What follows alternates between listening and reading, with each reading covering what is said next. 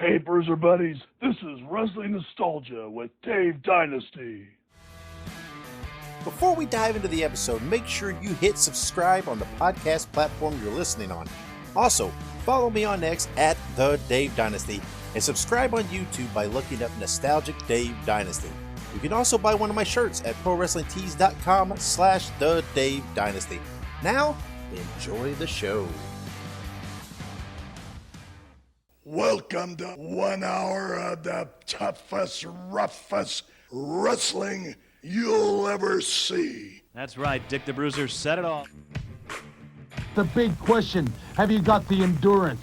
Have you got the brains to get past the excellence of execution?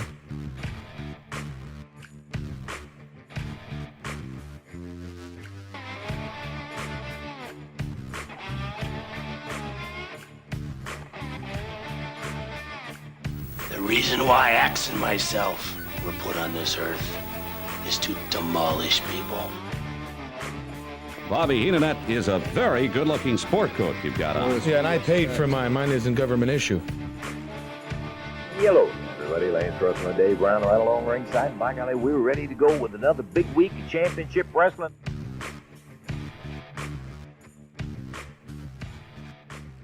Greetings, wrestling fans, and welcome to Wrestling Nostalgia.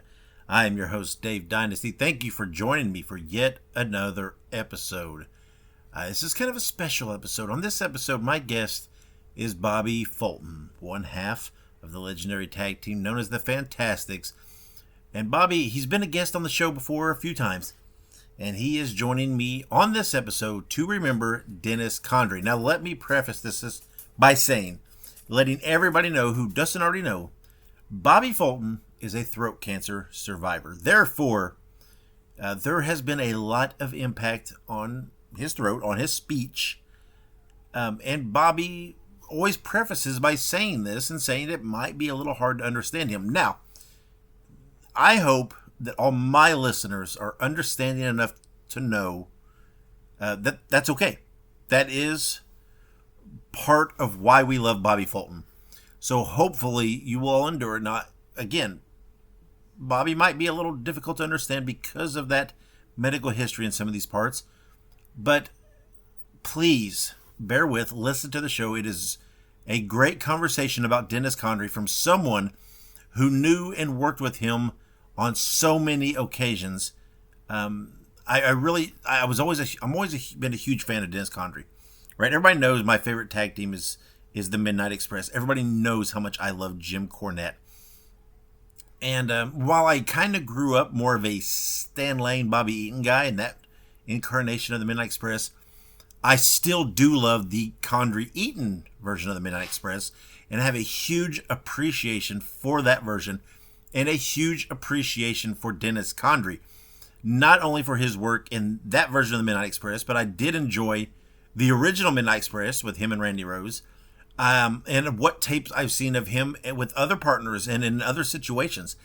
Dennis Condrey was an absolute, he was a wrestler's wrestler. He's kind of the guy that you would tape up on the billboard to say, this is a professional wrestler.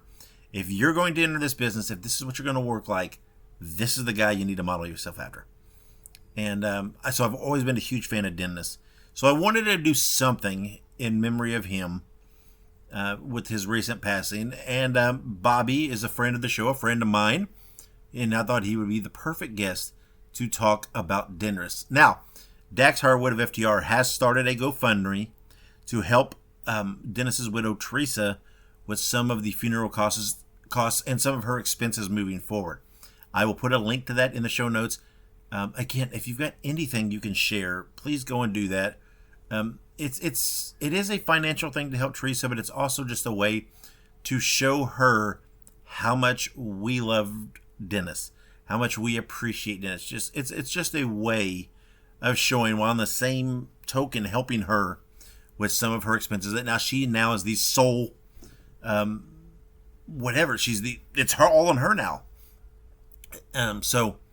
Again, if you really want to remember Dennis, I'd also suggest you go listen to Jim Cornette's recent episode of The Experience, where he remembers Dennis Condrey It is very moving. Some great stories. Talks about his time working with Dennis. But hopefully you guys enjoy listening to Bobby Fulton. Remember Dennis Condrey? So let's take a quick break, and when we come back, we will have Bobby. So stick around. Filsinger Games is a tabletop cards and dice game company that has enjoyed success for over 3 decades. Their first game was Champions of the Galaxy and was released in 1986. Champions of the Galaxy is a tabletop game that features professional wrestling over 100 years in the future. Humans, aliens, and monsters battle in the Galactic Wrestling Federation for belts. Legends of Wrestling features officially licensed wrestling cards featuring stars like Ted DiBiase, Jimmy Snuka, Harley Race, and many, many more, including game sets for independent promotions. Each match takes place in real time. The action is fast and furious, and all the things that happen in pro wrestling, like cage matches, outside interference, 3-man tag matches, they also happen in the games. You have the opportunity to run your own wrestling promotion involving either real life stars or fictional characters of the future, or you can mix and match both. Visit filsingergames.com for more information and to order the games today. That is Filsinger Games, FILSINGERGAMES.com to order now. If you like horror movies, be sure to check out Dave Dynasty and Ike Isaacs on the Listen to Their Screams horror podcast. It is available on all podcast platforms and on social media at Listen to Screams. That is Listen, the number 2, and Screams. And welcome back to Wrestling Nostalgia. This time, I'm being joined by a man who's going to help us remember Loverboy Dennis Condrey, one half of the legendary tag team, the Fantastics, Bobby Fulton. Bobby, how are you? I'm doing great. Thank you for having me on here. And please explain to everybody that don't know I've had throat cancer, so I'm not speaking in an unknown tongue. I speak with a very unique accent. That's right. That's okay, Bobby. We understand. You've been on the show a few times, done a few things, and I appreciate you coming on to talk about Dennis, because Dennis was a special guy, special talent. But tell me, Bobby, when did you first meet Dennis Condrey? I first met Dennis in 1980. I was working for Nick Brutus in Nashville. I was a heel, and so was Dennis. First time I met him was there in Nashville. Yeah, and so you're both heel. So you didn't work Dennis then much there in Nashville? Is that right? No. I tag teamed up with him a little bit, but no, I didn't wrestle him there at all. Well, Bobby, do you remember the first time that you did work Dennis? Well, not the exact first time, but I was with him later on in Memphis before I became a Fantastic. When I was working, I was a big talent, and I think I wrestled Dennis and the original Midnight Express, Randy Rose and Norman Austin. I think I wrestled them hundreds of times. Sure, and Dennis was really phenomenal. A great talent, really, really good. Everything was clean and crisp. Everything that looked like it killed you. And it was like, when he touched you, it was like barely touching you. He was a phenomenal professional wrestler. Absolutely. Definitely. And you mentioned Norvell Austin. One thing that stood out about Dennis, he had so many great tag team partners, so many great tag teams, right?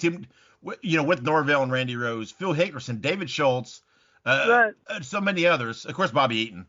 But do you, not counting Bobby Eaton, do you have a favorite tag team that you partner that you, as you're watching, that you thought Dennis really worked with? You know what?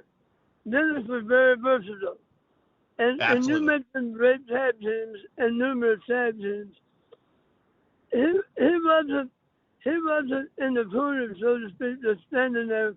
He was very pivotal, meaning that he could coincide with any partner, any style, at any time.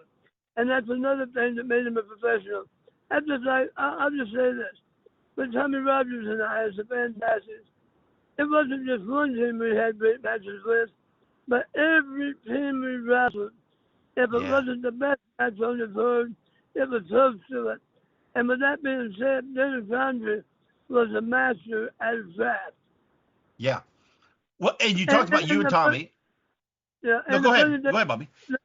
And the funny thing about Dennis was, I heard a story about when he broke in, he was a referee, then he was a babyface, and he was very lackluster. Yeah. Then, you know, he didn't have much charisma or nothing. But when they turned him heel, it was like the light went off, and that's when he really stepped into his own as a heel rather than a babyface. Yeah. Well, yeah, Dennis was a great heel. And you talked about you and Tommy Rogers, right? Obviously, the Fantastics, one of the greatest tag teams of all time. Thank you. Yeah, of course. You guys worked with Dennis and Bobby Eaton in World Class a lot. Yes, and Mid-South. And Mid-South as well. Yeah. And Louisiana, Arkansas for Bill Watts. Yes. Yeah. Yeah. And when you and Tommy, right, you're in World Class and you're working. What did you think when Dennis and Bobby came in for you to get to work them? You had to be excited, right? Yes, because we loved working against them. We knew we would have a great match, and we worked hard. But when you have opponents like them, we work hard, but it's not hard work. Meaning, sure. Some in the ring, it's like pulling teeth to have a good match. Yeah. Dennis and Bobby was exceptional, and with Jim Cornette in the corner, made it even that much better. Yeah. Well, I mean, obviously, the one thing that everybody says about Dennis, right, is that he was smooth, right? Like you just said, right? Some guys you had to pull teeth to get a good matchup, but Dennis was just smooth, just got it. And right, that's one thing to say, like from our side watching Dennis, and we obviously can recognize that. But what is that like, right, to say that he's smooth, that he gets it, that he has that thing from you, someone who worked him so many times? Right. If you watch him in the ring, everything that he does looks like it hurts a person. But yeah, right. Imagine, I'll give you a comparison. Imagine somebody taking a feather and touching your arm with it. That's what it felt like when Dennis Condrey made contact with you in the ring. Yeah. Imagine that. Yeah. A feather brushing you. I had to look in the ring down on the canvas because sometimes I didn't know it hit me. But I had to watch the shadows and the mat to see when he would, so I could react and sell it. That's how it was. Yeah.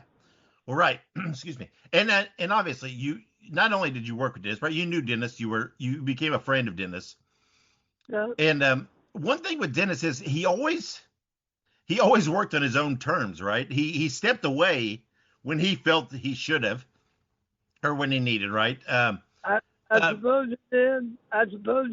But you know, sometimes people do things, and I guess you're right.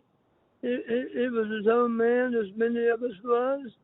Yeah. And you know, people don't understand how he was up away from Bobby and Jimmy in Mid-Atlantic, but he did. He disappeared in the middle of the night for whatever reason. Whatever reason, only Dennis knows. But there was a lot of guys like that in the wrestling business that did things, and you know, you question it, but they did it. They had to live with the consequences, and Dennis did that. Yeah, because it's funny because there's so many guys where the business controls them, right? They have to somehow stay involved. But Dennis was always his own man, right? He could separate the two, and he knew, right, when to step away and when to stand up for himself. And I think that's a strong characteristic of Dennis, that to talk about how he was such a man that he didn't let the business control him. He controlled his business. Yeah, but let me tell you this. That was the case for so many back then, and a lot of people that don't understand this. That was the way it was in the wrestling business, and the reason why we had so many different territories we could look at. And then the future tell me this. He said, I worked the Memphis territory for a year for Terry Jarrett. I go to Nashville every year for Nick Willis. Then I go to Knoxville every year for the Fullers. And then I go back to Memphis. So he's never burned out in the territory. And he's always got somewhere to go, and he's fresh again. But that's not the case today because there's not all that many territories, you know.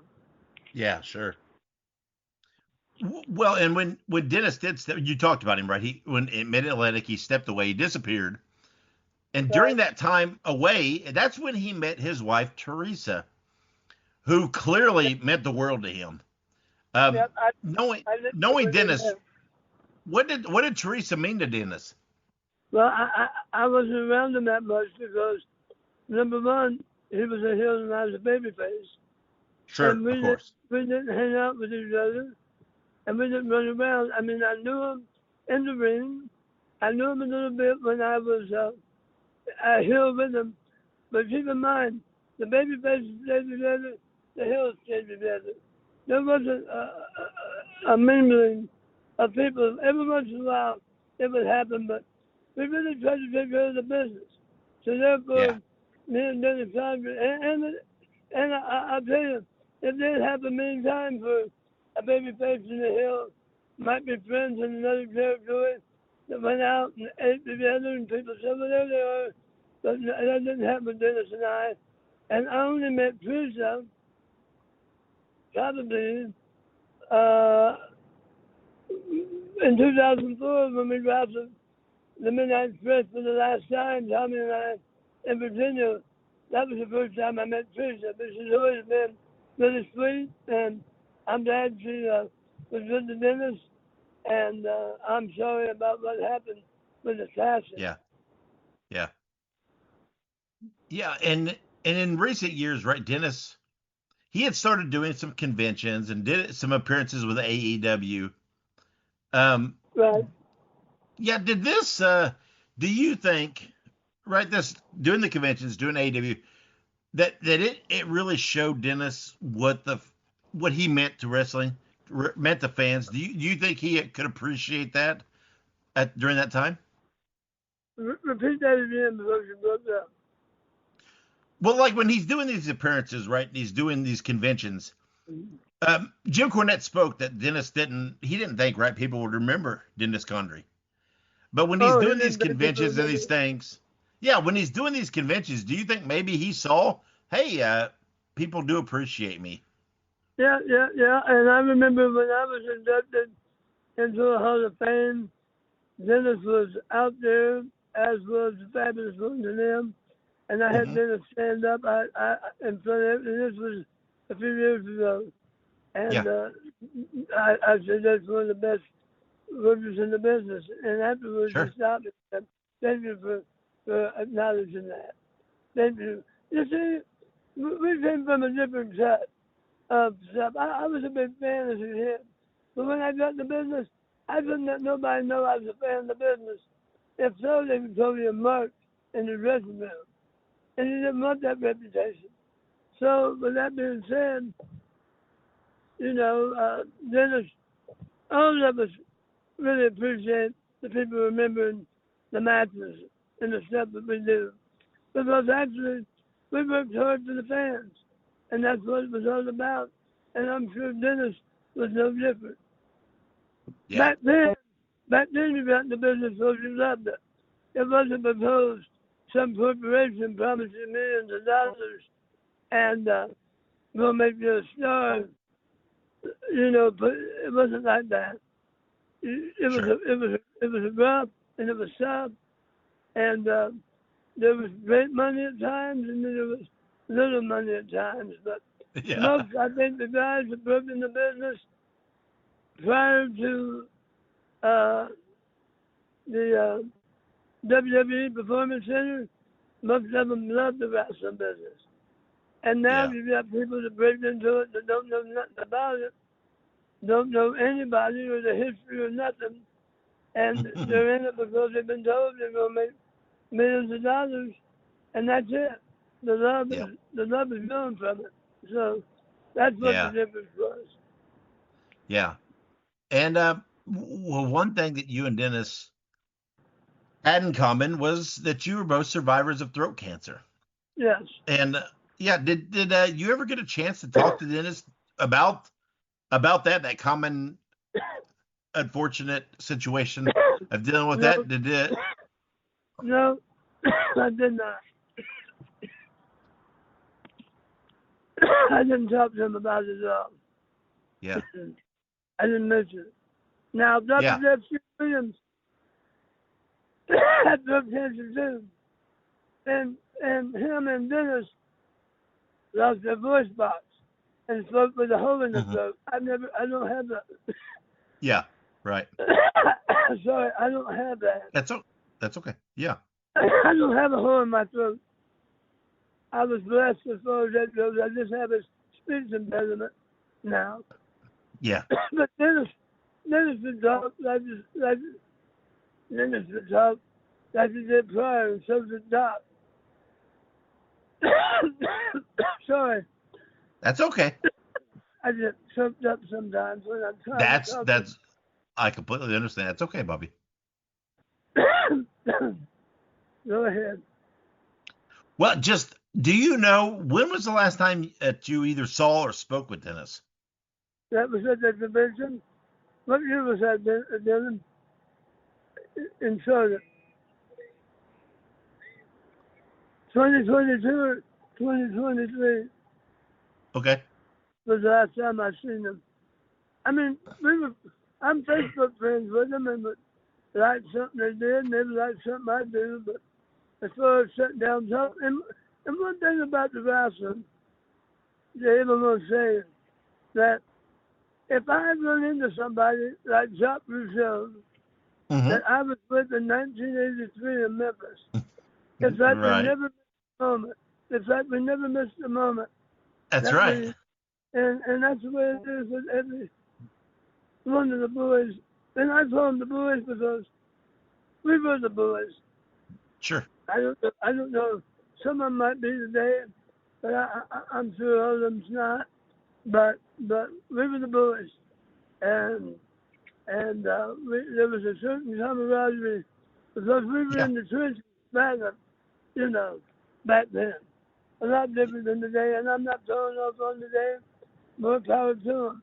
I'm just saying that, there's a lot more camaraderie, I think, in our day than there is today. I might be wrong. Oh, I agree with that, right? You guys traveled, you worked, night after night. So you do develop this bond that even if there's a years later, right, you're so close to these guys that it's like you never missed a beat. Right. Yeah. Yeah, and obviously with Dennis, right, you guys worked a lot. Everybody thinks, right, they think Midnight Express, they think Rock and Roll Express, obviously, but they think the Fantastics. Right, and, right.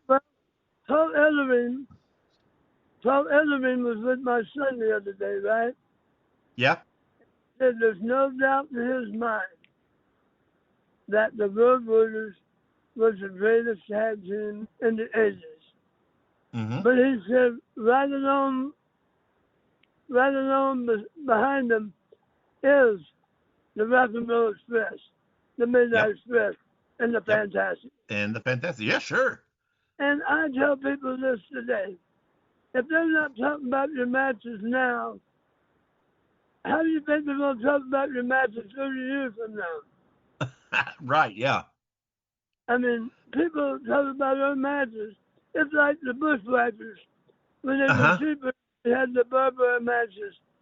And when they traveled all over the world with the WWE, God bless you, they said the first thing the people would say is, tell me about the Barbara matches with the Fantastic. I'm talking about in Germany. I'm talking about in all foreign countries. People know about it. I have so many people from ECW tell me that those matches inspired what ECW became. So, Well, I'd agree with that, right? Yeah, I mean, obviously, I remember at that time, right? The Fantastics and the the Sheepherders at that time. Yeah, that was pretty extreme to catch that phrase at that time. Right. And yeah. We wrestled in 37 of them straight, night after night. 37 nights straight. That's a rough schedule. Sure. Are you there? Okay. I thought I lost you. I'm driving right now. Right now, so I don't know if I lost you. That's okay. Well, it is something, right? When you think of obviously, when you think of the Fantastics, the first thing that pops to my mind is the Sheep Herders. But then the next thing would be the Midnight Express. Yeah, most definitely. Most definitely. Yeah, and talking about that, right? There is a GoFundMe out there that Dax Hardwood of FTR set up with Teresa's blessing. Right. And there is a link. I'll put a link in the show notes to help with the funeral expenses and to help Teresa going forward. Right. That's a great thing, right? Because that's that family of wrestling. To know that Dennis trying to take care of Teresa. Obviously now Dennis has passed away, so now it's the business. It's professional wrestling to step up and help Teresa. It's the family. It's the family. That's right. Dennis That's right. had throughout the years, and that camaraderie. And what's really bad about Dennis's passing, I found out from Jim Cornette that Dennis had fell and apparently broke his neck. His wife couldn't reach him. She was at work. He was traveling it. He was alert, but he was paralyzed from the chest down. Yeah. And then he passed away. What a way to go, because imagine what was going through Dennis' mind. I know. At the time is, man, I don't know what's going to happen. What's going to happen to my wife? Here we are. I mean, what goes through a person's mind, I do not know. Huh? Sure. She was getting ready to retire 9 days later, and they had all kinds of things planned out. But sometimes life takes terrible turns, and it wasn't just that you faced throat cancer and lived and survived through that. But now, it took so many bumps over the years, and now something maybe simple, close to death, and I'm saddened by it. And it wasn't like he was prolonged sick for like months, where it was like, man, I don't like him suffering. He was alert, alive, and ready to live, and all of a sudden his life was snatched out from him. So I can imagine Teresa is in shock and will be in shock for quite some time.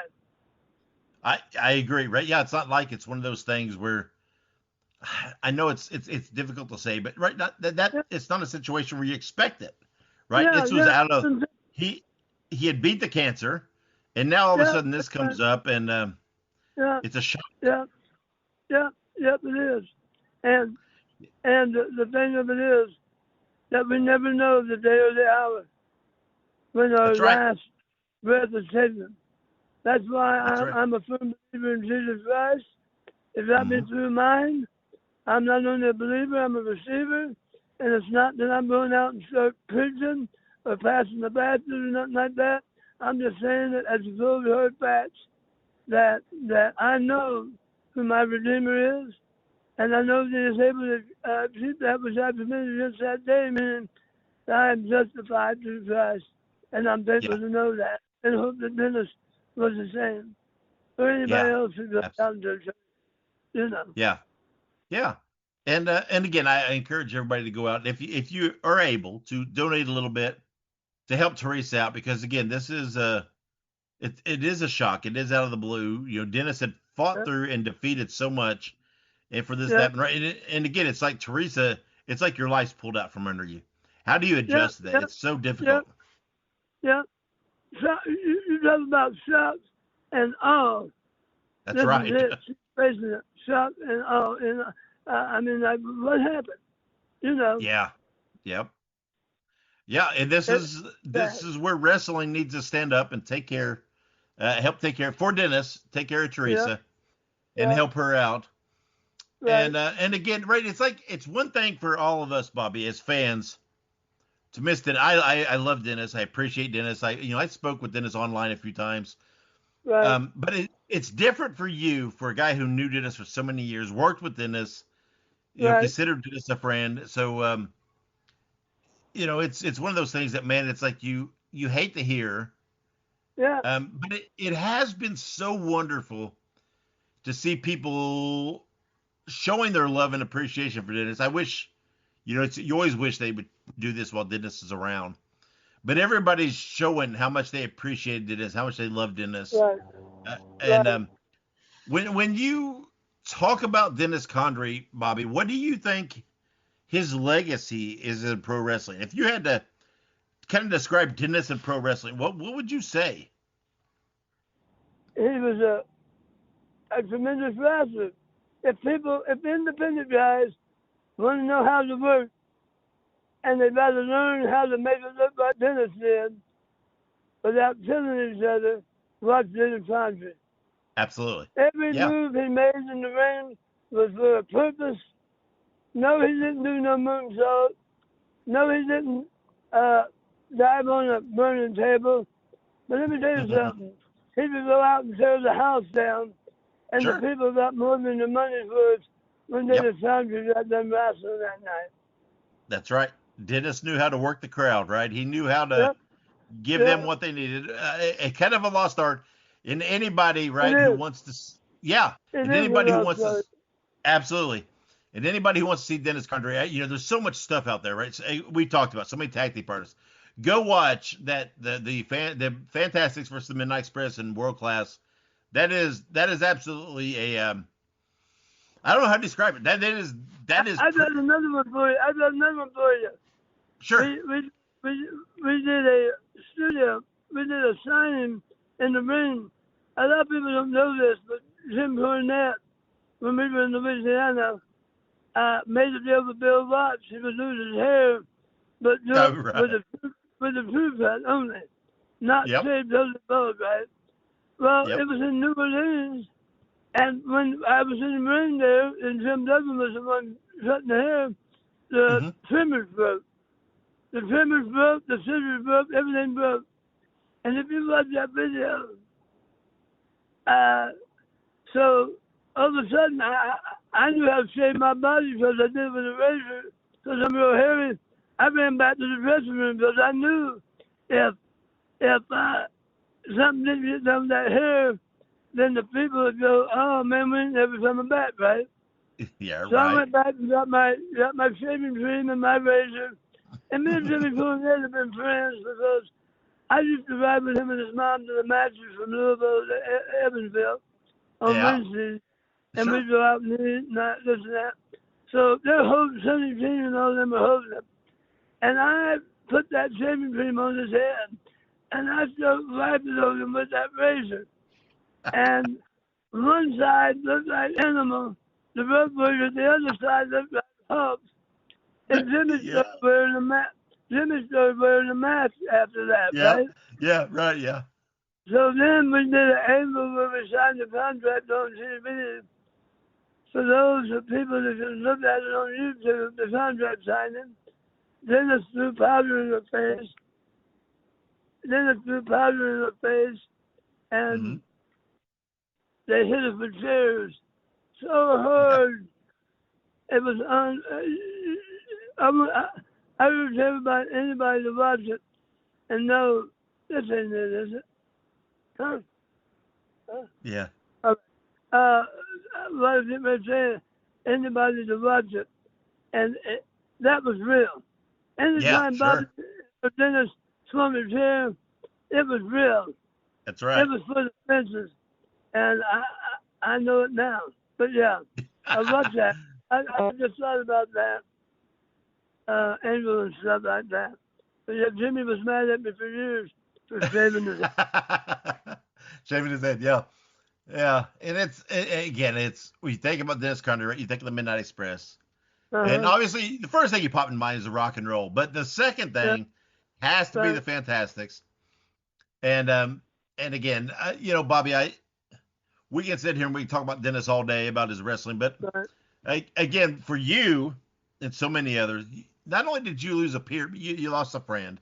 So I want to, send my condolences, right? It's different Right, for you, right? I mean, we could say send all of our love to Dennis, but you lost a friend, someone you knew. Yeah. And that's hard. And like you said, even after years, it doesn't matter, right? It's the same thing.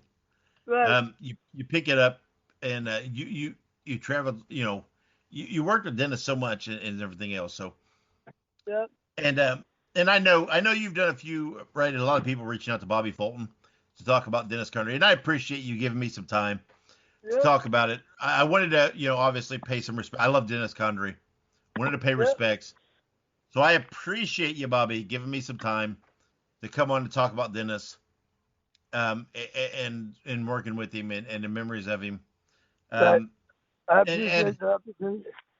Sure, and the one thing I guess I always hate about professional wrestling is there's so many of these guys, we don't appreciate them until they're gone.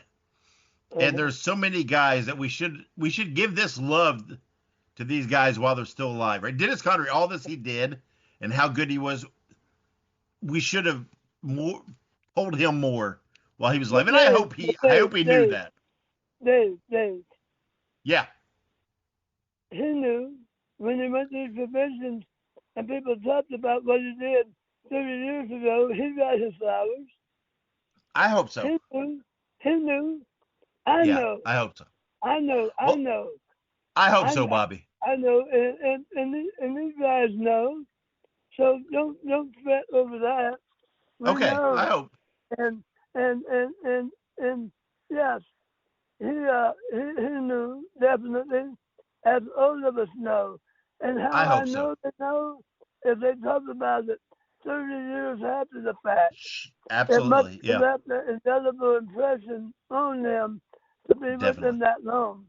And you know what? You'd be surprised how many people bring their grandchildren up and say, now when I was your age, this is who my hero was. Yeah. Yeah. And that to us means so much. Not that we want to be glorified or nothing, but anybody, any artist wants to be remembered for what? Their work, for what they've done, for their accomplishments. You want to be appreciated. Right. When I set out as a young boy and I grew up in the business at age 16 as a wrestler, I never wanted to be famous. I never wanted to be on TV. The only thing I wanted to do was get in that ring and wrestle. Yeah. And God blessed me with that and so much more, Definitely. Well, again, I hope Dennis knew that. And I hope now we can show Teresa that, right? Give a little love to Teresa. But, and as we expand out that, I hope you know that, Bobby, right? I'm always been a huge fan of yours and I love of your work. And again, you've been on the show a few times. Like, I consider you a friend of the show. I've been to some of your shows there in Chillicothe. And I know. Hey, I'll never forget you wearing a fantastic shirt there in Centerville. Yeah. I remember that. You see, I didn't hit the head, but I remember a lot more than what people give me credit for, that's for sure. Sure. Yeah, I love you, Bobby. I always have and always will. Love you, and again, and then, obviously we're showing love to Dennis, but we talked about, right, showing appreciation while they're still there. Right. Part of this is, I want to show you, part of Dennis is you. And I want to show appreciation to you, Bobby. And I love you, Bobby. Yeah, and love you too. Hey, mind if I mention that I'm still promoting events. They're in Chillicothe, right? I have one Friday, April the 10th. April the 10th, okay. And I've got Toledo in the main event against David Boy Smith Jr. I've got Tom. I've got some great wrestlers. It's at Huntington High School. People can get tickets at WCPBTW, the acronym for World Classic Professional Big Time Wrestling. CX.com. It's Friday, April the 10th. And another thing I want to tell you, I appreciate your postings of the Indianapolis stuff that you do. From the 60s and 70s, and that the clippings and everything. One thing about the day is that the wrestling fan don't get the opportunity to appreciate the newspaper clippings in the paper. Yep, right. And that used to be a big thing. People would run to buy the newspaper to find out who was wrestling. You know. Right. But now it's different. Well, thank you, Bobby. I appreciate that. And I definitely would recommend anybody go see your shows are amazing. And again, I've been to lots of your shows, and I was so great. One of your shows, I got to meet Bobby Eaton before he passed away. I was so happy about that. Got to meet Tracy Smothers before he passed away. So happy about that. That was a hard but him and I had cancer at the same time. And when they told me, I never cried one time when I had cancer. I never got upset about it. But when they told me, me and Tracy would talk about every other day or every day. And when they told me Tracy died, I wasn't crying. I know. Weeping. I was wailing. I was in pain because my friend had passed. And I know. You know, it happens. Yeah. So many. And one more thing, Dave. How I found out that Dennis died was I go to bed at 9 o'clock at night and wake up at 5 in the morning. Sure. And I woke up at 5, and Dylan said, "I've hard to believe that I'll leave 4 guys in the ring. Dad's the only one left." And I said, "No, Dennis is alive." And then I scrolled down, and there it was. And he had passed away, and I couldn't believe it. That is true, right? Of the original lineup, you and Tommy Rogers against Bobby Dennis. You're it, Bobby. And if you go to Dallas, the world's highest, and I'm talking across the board, there's only a couple of us left. Kevin Von Erich, and Kevin Von Erich died in the ring on us one night, and Tommy Rogers resuscitated him and brought him back and Fort Worth, and that's true. And then Michael Hayes, and pretty much besides maybe the Simpson brothers, and a few others, most of them are dead. The rest of the world's highest. I'm talking about it now. That is. You know, most of them are gone. It's unreal. Yeah, I mean, I'm so happy, Bobby. Of course, that you're still with us and still out there doing your thing, promoting the shows, getting to talk to us about things like Dennis Condrey. Again, I highly recommend. You fulfilled one of my lifelong dreams. Right at one of your shows, I got to meet Flying Fred Curry. Yeah, that was a unbelievable dream of mine. It was amazing. He was my mentor, and when I broke in at 16, at 17, when I met him, I became a traveling opponent, meaning that when he would get booked on outlaw shows, I was his opponent. And he taught me so much. I was a heel, a big burly heel, and he was the ultimate babyface, but he taught me so much about the wrestling business. And I even got to wrestle against him and his father, Wild Bull Curry, a few times. And what's funny is, Dave, unreal. I was 17 years old wrestling, right? And just 3 or 4 years later, 3 or 4 years earlier, I was watching him on TV. Yeah. And here I was in the ring with these guys at 17. It was amazing. Unreal. Yeah, I love Fred. I've talked to him so many times, but my first getting to meeting him face to face was on the Bobby Fulton show. There in Chillicothe, and I love that, and I appreciate that, Bobby. Yeah. And I do appreciate one of the shows I went to, you called me out. You recognized me in the crowd, there front row. You called me. I love that, Bobby. Thank you so much. You're welcome. I know who you are. That's right. I'm a fan of yours. Well, I appreciate it, Bobby, and I think that. Hello. And I am so happy that you're here to share these memories, to share your wisdom, your experience. And unfortunately, we're in this situation with Dennis Condrey passing, but I'm here. I'm glad that you're here to tell us your memories and share. Because again, we're fans, but you knew Dennis, right? You're a friend of Dennis. It's different for you. Yep. And I'm so glad that you're here to talk to us. And again, you've been on the show several times, and like I said, I consider you a friend, and I love you, Bobby. And I'm glad you're here to talk about this, and I'm glad you gave me the time. I know you're a busy guy. You got a show coming up, and everything else you got going on. But I'm glad you got to talk to me about Dennis. And you got the show. You said April 10th, right? April 10th, Friday night, April the 10th. Hey, and the night tonight I'm in Grantville, Pennsylvania at a casino. It's us, Humpty Dope Man, the Barbarian, and the Warlord. We're getting a chance to meet all the fans. That's tonight in Grantville, Pennsylvania. There you go. And there you tomorrow, go. and Saturday. I appreciate you, Yeah. man. I'm going to run. No problem. God bless. Take care. Yeah, thank you, Bobby. Love you, Bobby. Thank you for talking about Dennis. All right, and take care. And again, April 10th, everybody go check it out. Thank you, Bobby, for sharing your memories of Dennis Condrey. Yes, sir. Take care. Thank you. God bless. Thank you, Ben. Available on all streaming platforms. It's professional wrestling's greatest, largest, privately owned wrestling library. All the classic hits, flips, slams, and pins of yesteryear are on one place. It's Ultimate Classic Wrestling. Check out the Nature Boy Ric Flair, Hulk Hogan, Mr. USA Tony Atlas, Tito Santana, Rick Martel, a who's who of professional wrestling's greatest spotlight stars ever to grace the squared circle, all in one place. Grab the best seat in the house for memories and mayhem on Ultimate Classic Wrestling. Hey guys, Ray Russell here. Lots of new stuff happening here at WrestleCopia. If you haven't checked out our website at WrestleCopia.com, it's a great way to keep up with the latest episodes of all of your favorite Copia programming, from the Wrestling Memory Grenade to Regional Wrestling with the Territory Talk, the Wrestling Stoop with the legendary Bob Roop, and of course all of those programs also available at your favorite podcast streaming platforms.